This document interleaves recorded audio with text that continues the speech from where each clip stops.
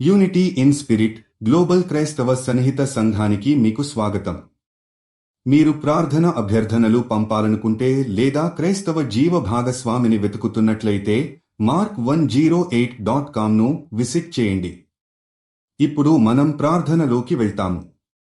మన పరలోక తండ్రి, మేము ఈ రోజు ముదుసలివారి కోసం మరియు వారి సంరక్షకుల కోసం నీ ఎదుట మొరపెడుతున్నాము. యేసు ప్రభూ, వారికిచ్చిన సంవత్సరాల వరంగా మేము గుర్తిస్తున్నాము.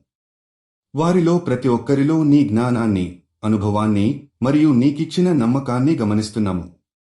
ఇప్పుడు వృద్ధాప్యంలో వారు ఎదుర్కొంటున్న బలహీనతలు, ఒంటరితనాలు మరియు ఆరోగ్య సంబంధ సమస్యల మధ్య నీవే వారి ఆశ్రయం అవ్వుము.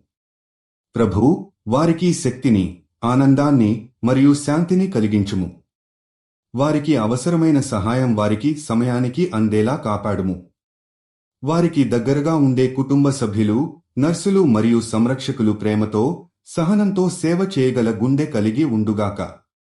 వాళ్ల సేవకు నీ ఆశీర్వాదం ఉండుగాక. వారి కృషికి ప్రతిఫలంగా శారీరక శక్తి, మానసిక ప్రశాంతత, ఆధ్యాత్మిక ఊరట లభించుగాక.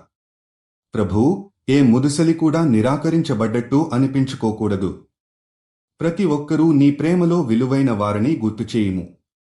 వారిని నీ ప్రగాఢ ప్రేమతో తాకుము. వాళ్ల చివరి సంవత్సరాలు సంతోషకరంగా, గౌరవంగా గడిపేలా చేయుము.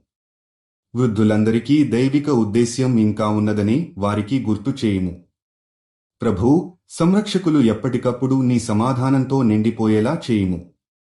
వారు ఒత్తిడిలోకి వెళ్లకుండా ధైర్యంగా, శాంతియుతంగా వారి సేవను కొనసాగించే శక్తిని ఇచ్చుము.